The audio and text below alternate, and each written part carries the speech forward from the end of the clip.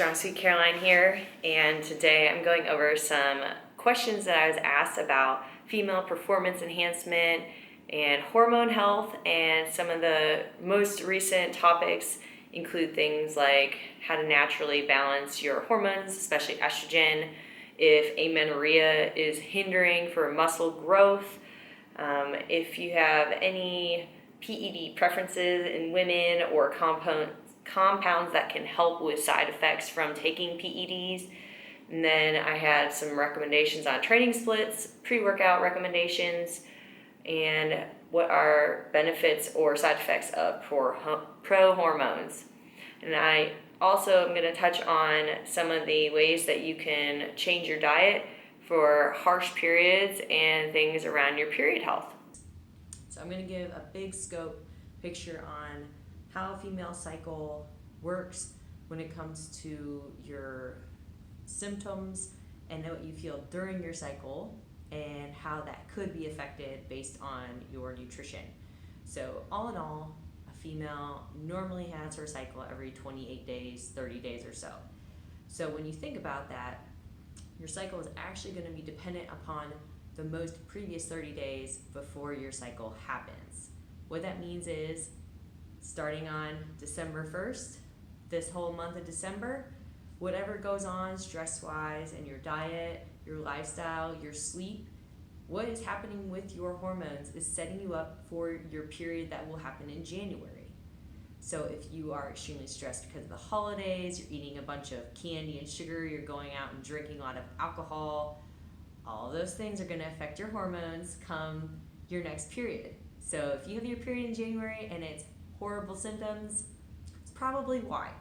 And a lot of this goes to the relationship between a cortisol response and the hypothalamus system to our ovarian axis. And so we often, I've been talking a lot about this, the connection between the brain, the gut, and the sex hormones, the thyroid, and the adrenal glands. Everything is connected, everything is interrelated. So if you are going to be experiencing stress in some way, shape, or form, now you're trying to start dieting because you're feeling self-conscious about how you look, how you feel in your body, that's an added stress, and so forth. So those pieces definitely will go hand in hand to how your period is that next cycle. Now, what are things that you can add in specifically for a harsh period? Well, one thing I would love for you all to go look up, it's called the infradian rhythm. Essentially, every single woman has a cycle that goes along with her period. And the one cool thing about it is, we have 4 different phases to our cycle. There's going to be 4 different phases to how our bodies need to be taken care of during this cycle. So when you're getting ready for your period, especially that week before or so during the luteal phase, you really want to take care of your body in a way that's more relaxing and nourishing. You might even consider a lower carb, higher fat, moderate protein adjustment to your meal plan. That way, when your period starts, you're still going to have some of those symptoms from, those past 30 days. But if you're going to be lowering your carbohydrates and increasing those healthy fats, that's helping with that inflammation, but you still need the carbohydrates for your thyroid to keep everything regular. So some of my favorites as well, I've talked about this in previous posts, magnesium and upping your natural magnesium intake with things like leafy greens, dark chocolate, making sure that you have enough B vitamins in your system, which you can get a lot of those from fruits and vegetables as well. And you're going to want to have some lean protein sources, drinking a lot of water, minimizing caffeine, and definitely minimizing alcohol. So those are a few of my top recommendations there. Our hormone balance is not just reliant on estrogen. You've got 3 key hormones as a female, your testosterone, progesterone, and estrogen. All 3 of them need to be working synergistically for your body to be optimized in every way, shape, or form. Now, one of the most important factors to note is that they work together not just as sex hormones, but also with your hypothalamus system, your cortisol and stress response, your thyroid, your gut, and your adrenal glands. So when all these are working together, they can affect each other directly as well. And estrogen being the most dominant for a lot of women. Some women actually have low estrogen naturally, some women produce more. That can be determined by your diet. If you're eating a lot of processed artificial foods and sugars, you might have your estrogen increase because of insulin. You also can have your estrogen affected by environmental factors, phytoestrogens and nutrients in different foods that you might be eating, like soy products. Dairy and gluten can be inflammatories that often affect your estrogen as well. So those are a few things that you want to keep in mind. You can naturally balance and work on your estrogen by eating, like flax seeds is really helpful. Anti-inflammatory Mediterranean-based diet is very helpful in balancing your hormones as well, which is something I focus on with all my clients, is more of a Mediterranean-based diet. And yeah, just keeping all of the different healthy fats in check as well. Olive oils, wild-caught salmon's a great one. Chia seeds, dark chocolate, at least 75% dark. Add those in and you'll feel great afterwards. Next question. Amenorrhea, first off, for those who don't know, is the loss of a period for at least 6 months. So can that hinder your muscle growth? Well, I looked it up and there are no exact scientific studies and data out there yet to prove it. However, from my experience and understanding, I would be led to believe yes, that it could hinder your muscle growth. Reason being is if your hormones are not producing correctly, that you are missing a cycle. Odds are you are not going to be having the best insulin response as well. And insulin is very important when it comes to muscle gains. It stores in the muscles, and that glucose is needed to grow your muscles. So when we think about how all the different hormones work hand in hand, if we aren't getting enough insulin to go into the muscles and we're becoming more insulin resistant, which happens with PCOS or amenorrhea, odds are you probably are missing out on some gains. So if you are missing your period, there's a few things that we can talk more and more about. It's a very long topic as well, that a lot of it leads to stress and lifestyle changes. So either reach out to your medical doctor or comment below or email me and we can discuss further. Next, PEDs that are preferred for women. I actually went over this in quite depth in a recent video. Honestly, there's only a handful of PEDs that I would recommend that are the safest option when it comes to being a female.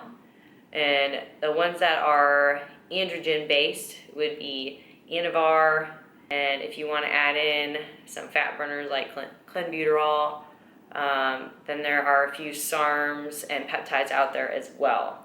Now once again, these are illegal substances unless you're getting a prescription from a doctor, so you need to be smart about any type of use and cycles, and you always want to post-cycle therapy as well. There's a lot of women who are also going on, and this goes into the compounds to help prevent side effects. There's women that are going on aromatase inhibitors.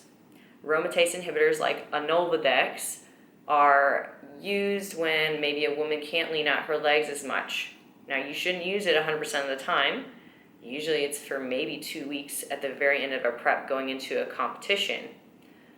The reason that they are added in is because when you add in an androgen-based substance like an Anavar or EQ, those products specifically can possibly release more DHT conversion from that testosterone androgen-based substance.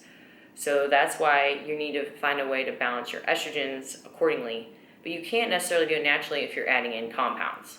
So like I said, usually AIs, aromatase inhibitors, would be used like that. I would not do Arimidex. I would recommend NuEthix for a female. And you would also might consider some natural aromatase inhibitors. White button mushrooms are actually one of them.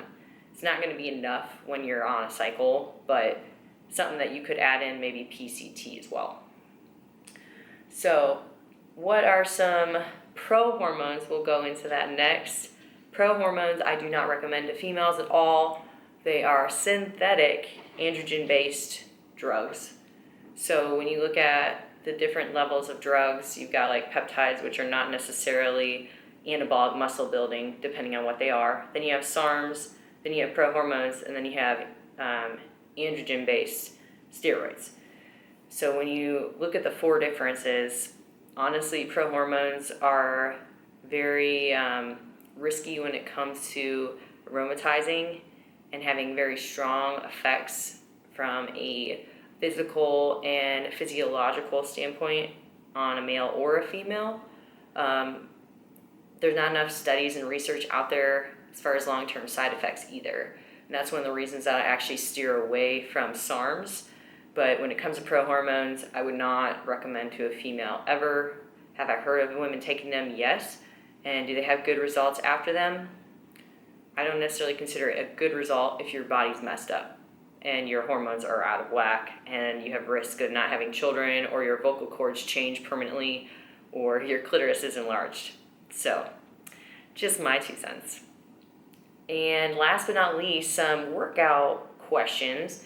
My pre-workout recommendations. Honestly, depending on the time of day you train and your energy levels, I don't even take a pre-workout anymore.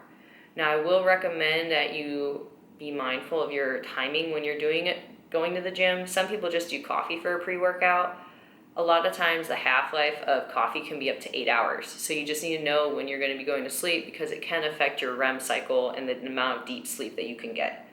One of my favorite non-stim pre-workouts that I use is by Morphogen Nutrition. And so it's called Volugen. It's a great pump formula, one of the most comprehensive and clinically dosed products I've ever tried on the market.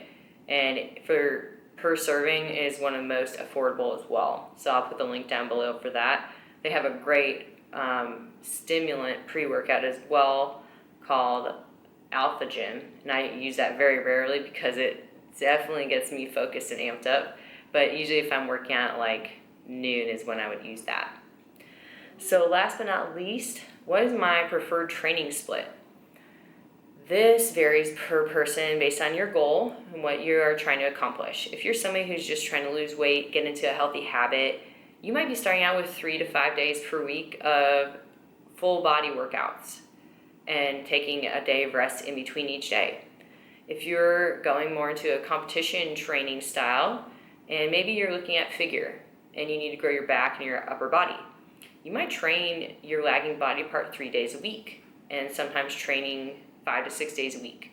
I normally, whether I am doing competition prep or not, I like to take at least 2 off days during the week just to give my body a break. And then you add in cardio.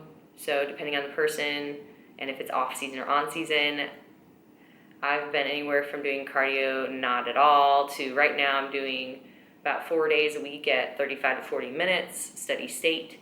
I know a lot of people who like HIIT training. I personally am not a fan of HIIT training. There's science to prove that HIIT training versus low intensity training, it does not make a big difference as far as fat burning effect. You will actually see more fat burning from low intensity, and you're actually keeping your cortisol levels lowered, which is the ultimate goal. So those are some of my perspectives on that. But all in all, great questions this week, and I might keep doing these types of Q&A to get some more of the in-depth responses that y'all like, and just keep up the good work and learning and wanting to learn and grow. And that's something that I've always been passionate about, is trying to keep learning. And I know that I'm never going to know everything, but I want to be, confident in everything that I'm able to talk with you about and be knowledgeable from my perspective. So thanks so much. Please subscribe if you enjoyed this video and share with a friend. And if you're interested in online coaching, feel free to send me an email. We can set up a discovery call today.